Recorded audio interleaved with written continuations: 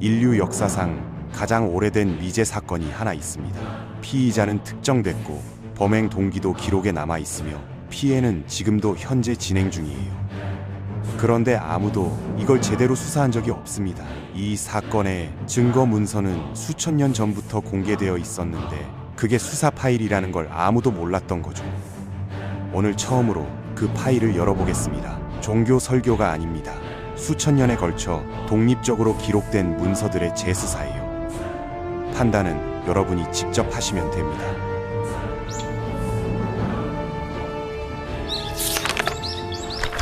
지금부터 인류 역사상 최초의 반란 사건을 수사 기록 방식으로 다시 읽어보겠습니다. 오늘 여기서 꺼낼 증거들은 모두 공개된 기록에서 왔습니다. 수사는 항상 피의자 프로파일링에서 출발합니다. 기원전 6세기 바빌론 포로기에 활동한 선지자 에스겔은 한 존재에 대한 인물 기록을 남겼는데 현대 법심리학의 범죄자 프로파일 기법과 놀랍도록 유사한 구조를 가지고 있습니다. 에스겔 28장 12절에서 15절, 그게 바로 그 문서입니다. 수천 년 전에 기록된 이 구절은 피의자의 신원, 지위, 타락의 원인을 단 4구절에 압축하고 있는데 이 정도 밀도의 인물 기록은 현대 수사 문서에서도 쉽게 볼 수 없는 수준이에요. 기록에 따르면 피의자의 코드명은 루시퍼입니다. 히브리어로는 헬렌, 라틴어로는 루키페르인데 직역하면 빛을 가져오는 자 혹은 새벽별이라는 뜻입니다. 현대 학자들은 이 명칭이 단순한 별자리 비유가 아니라 실제 지위를 가리키는 호칭이라는 데 동의하고 있어요. 에스겔의 기록은 이렇게 시작됩니다. 너는 완전함의 인장이요, 지혜가 충만하고 아름다움이 완전하였다. 이건 찬사가 아니에요. 수사문서 특유의 건조한 사실 진술입니다. 법정에서라면 피의자 신원 확인에 해당하는 부분이에요. 그런데 여기서 한 가지 짚어야 합니다. 성경 원문에는 루시퍼라는 이름이 직접 등장하지 않습니다. 이 명칭은 서기 4세기경 라틴어 불가타 성경에서 히브리어 헬레를 번역하는 과정에서 고착된 거거든요. 서기 3세기 초 신학자 오리게네스가 이사야서 14장을 타락한 천사의 몰락을 상징하는 구절로 해석하면서 이 연결이 신학계에 퍼지기 시작했는데 이후 서로 다른 언어권, 서로 다른 시대의 학자들이 독립적으로 같은 결론에 도달했습니다. 그게 이 사건의 설득력을 높이는 부분이에요. 피의자의 지위를 더 구체적으로 살펴보겠습니다. 에스겔의 기록은 그가 홍보석과 황호, 금강석, 황수정, 홍만호, 벽옥, 사파이어, 남보석, 황금으로 덮여 있었다고 기술합니다. 고대 근동 문화권에서 보석 묘사는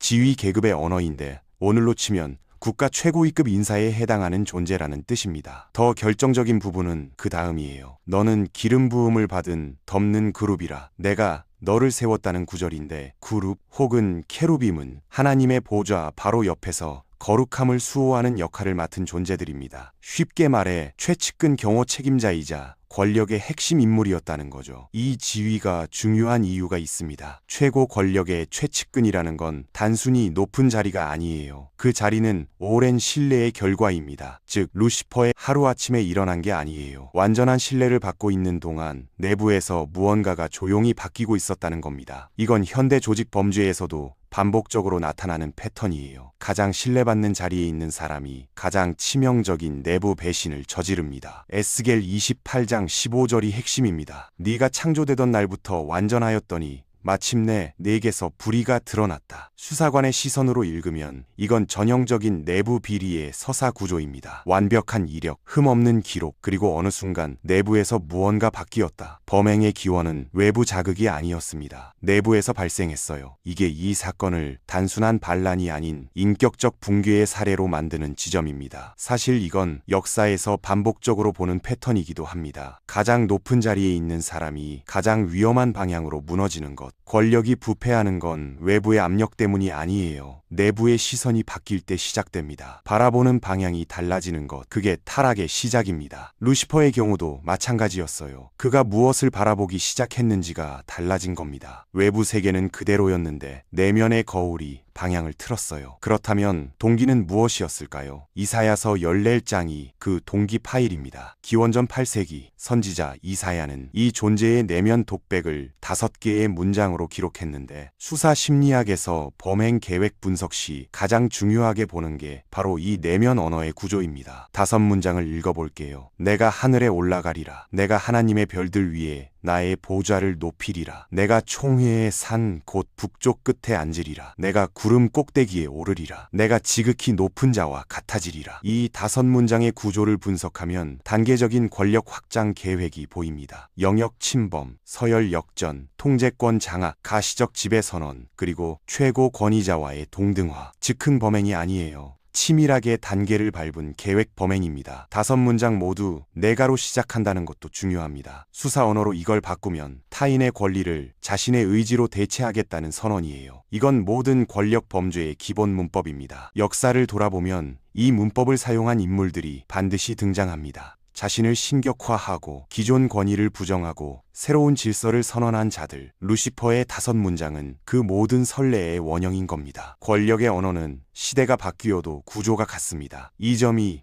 이 사건이 단순히 고대 신화로 읽히면 안 되는 이유예요. 원형이 존재하면 반복이 따르고 반복은 언제나 다른 옷을 입고 나타나거든요. 그런데 루시퍼가 특별히 위험한 이유가 하나 더 있습니다. 그는 아무것도 부족하지 않은 상황에서 반란을 일으켰어요. 결핍에서 비롯된 게 아닙니다. 충분함을 가진 상태에서 더 많은 것을 원했어요. 루시퍼는 하나님 다음 자리에 있었습니다. 그게 부족했던 거예요. 하나님 옆이 아니라 하나님 위를 원했습니다. 이 방향의 차이, 딱 한 칸의 차이가 타락의 본질이었습니다. 심리학자 레온 페스팅거가 1954년에 제시한 사회 비교 이론은 인간이 자신을 타인과 비교해 자기 평가를 내린다는 이론인데, 루시퍼의 타락 메커니즘과 구조가 정확히 일치합니다. 자신이 가진 것이 아니라 가지지 못한 것에 집중하는 순간 불만이 시작되고 그 불만이 쌓이면 행동이 됩니다. 오늘날 소셜미디어가 만들어낸 비교 문화를 생각해보면 이건 결코 고대의 이야기가 아니에요. 내가 가진 것보다 남이 가진 것에 집중하게 만드는 알고리즘, 루시퍼의 내면에서 시작된 것이 지금은 시스템으로 설계되어 있는 겁니다. 이제 공모자 분석으로 넘어갑니다. 이 사건의 가장 충격적인 부분 중 하나는 규모입니다. 요한계시록 12장 4절은 용의 꼬리가 하늘의 별 3분의 2를 끌어다가 땅에 던졌다고 기록합니다. 신학자들은 이 별을 천사로 해석하는데 전체 천사 중 3분의 1이 반란에 가담했다는 뜻입니다. 규모 면에서 이건 단순한 개인 일탈이 아니에요. 조직적인 내부 반란이며 아무도 예상 못한 규모입니다. 공모자들의 특성이 더 흥미롭습니다. 루시퍼의 편에 선 천사들은 어리석거나 약한 존재들이 아니었습니다. 오히려 가장 아름답고 가장 지혜로운, 가장 큰 재능을 받은 자들이었어요. 이게 왜 중요하냐면 나쁜 설득에 넘어가는 건 무지한 자들이라는 고정관념을 정면으로 깨뜨리기 때문입니다. 지식이 많고 능력이 뛰어날수록 더 정교한 거짓말에 취약할 수 있다는 거죠. 현대 심리학이 말하는 지능과 비판적 사고의 역설과 정확히 맞닿아 있습니다. 게다가 루시퍼는 혼자 결정하지 않았습니다. 계획을 세웠고 조직을 만들었고 시간을 두고 실행했습니다. 요한계시록 12장 4절이 말하는 3분의 1은 우연이 아니에요. 이 숫자는 치밀한 포섭의 결과입니다. 오랫동안 다른 천사들과 관계를 쌓고 신뢰를 형성하고 그 신뢰를 이용했을 겁니다. 이건 현대 조직 분열이나 내부 배신 사건의 구조와 정확히 동일한 패턴이에요. 요한복음 8장 44절에서 예수는 이 존재를 처음부터 살인자였고 진리가 그 안에 없어서 거짓의 아버지라고 직접 규정했습니다. 거짓을 사용한 설득, 이게 공모자 확보의 핵심 수단이었다는 거죠. 루시퍼가 사용한 언어는 억압에 대한 저항, 재능의 자유로운 표현, 새로운 질서였는데 이건 어느 시대에나 사람을 움직이는 서사입니다. 그 언어가 나쁘지 않았기 때문에 3분의 1이 강요 없이 자발적으로 따라간 겁니다. 나쁜 말은 바로 알아챌 수 있지만 좋은 말은 경계심을 낮추거든요. 진압 작전으로 넘어가겠습니다. 반란 진압의 책임은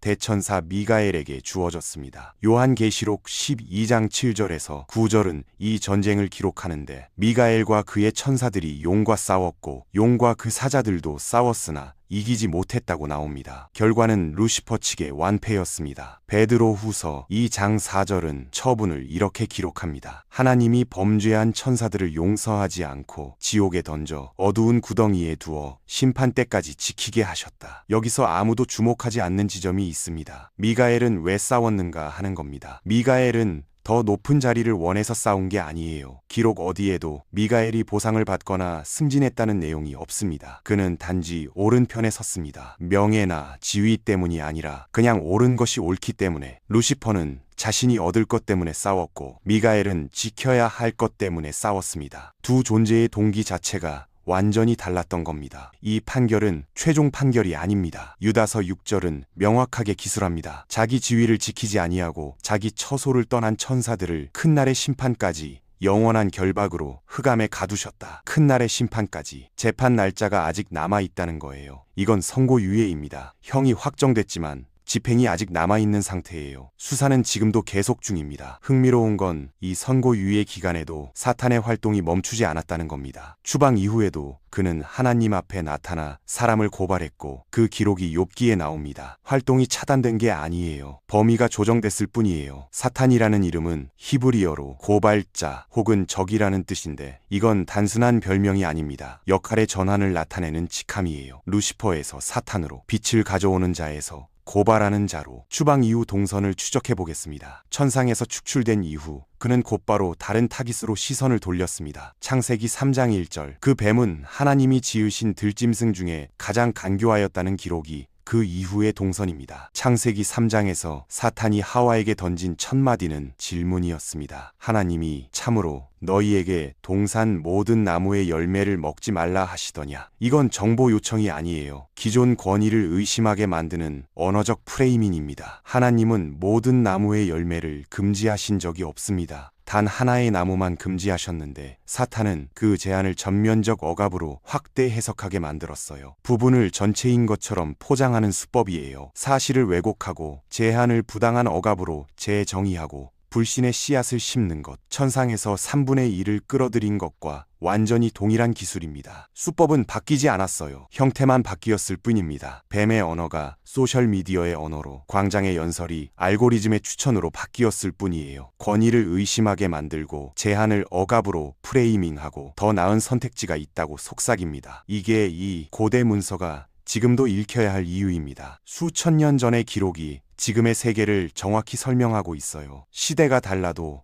인간의 패턴은 달라지지 않습니다. 마지막으로 가톨릭 교리서 395항은 이렇게 기술합니다. 사탄의 힘은 무한하지 못하다. 그는 다만 하나의 피조물일 뿐이다. 루시퍼가 타락했지만 그의 능력은 창조주의 수준이 아니에요. 그는 자신이 하나님과 같아질 수 있다고 주장했지만 그 주장 자체가 이미 거짓이었습니다. 이게 이 사건의 첫 번째 거짓이에요. 자신의 능력에 대한 과대평가. 이게 루시퍼가 저지른 가장 근본적인 오류였습니다. 전체 타임라인을 정리하겠습니다. 루시퍼는 창조된 날부터 완전한 존재였습니다. 천상 서열 최상위, 하나님의 보좌 최측근이었는데 내부에서 불의가 자라기 시작했고 이사야가 기록한 5단계의 계획이 형성됐습니다. 비밀 조직화가 이루어졌고 전체 천사의 3분의 1이 합류했으며 전쟁이 발발했고 미가엘에게 패배했습니다. 추방 이후 인류를 새로운 타깃으로 삼았고 천상에서 썼던 것과 동일한 수법으로 에덴에서 두 번째 반란을 성공시켰습니다. 그리고 최종 심판의 날까지 이 패턴은 계속됩니다. 요한계시록 20장 10절은 이 사건의 최종 판결을 예고합니다. 그들을 미혹하는 마귀가 불과 유황못에 던져지니 거기는 짐승과 거짓 선지자도 있어 세세토록 밤낮 괴로움을 받으리라. 판결 날짜는 미정입니다. 그러나 판결 내용은 이미 기록되어 있어요. 이 사건은 아직 끝나지 않았습니다. 그리고 그 결말은 이 이야기가 시작되기 전부터 이미 써져 있었습니다. 수사를 마칩니다. 피의자는 특정됐고 범행 수법은 기록됐고 피해는 지금도 계속되고 있으며 최종 판결은 예고되어 있습니다. 파일은 닫혀 있었지만 잠긴 적은 없었어요. 수천 년 동안 공개되어 있었는데 오늘 처음으로 수사 파일로 읽혔을 뿐입니다. 수사관이 범죄자의 수법을 알면 대응이 달라지듯이 이 패턴을 알면 같은 설득에 다른 반응을 할 수 있어요. 이게 이 기록이 수천 년간 전해진 이유입니다. 다음 편에서는 이 사건의 완전히 다른 각도를 다룹니다. 루시퍼가 왜 나쁜가가 아닙니다. 그를 따른 자들이 왜 따라갔는가입니다. 전체의 3분의 1이 된 그 선택의 내부를 들여다볼 거예요. 그들은 멍청하지 않았습니다. 강요당하지도 않았어요. 그러면 왜 따라갔을까요? 그 답이 지금 이 시대를 살아가는 당신의 삶과 직결됩니다. 다음 편에서 확인하세요.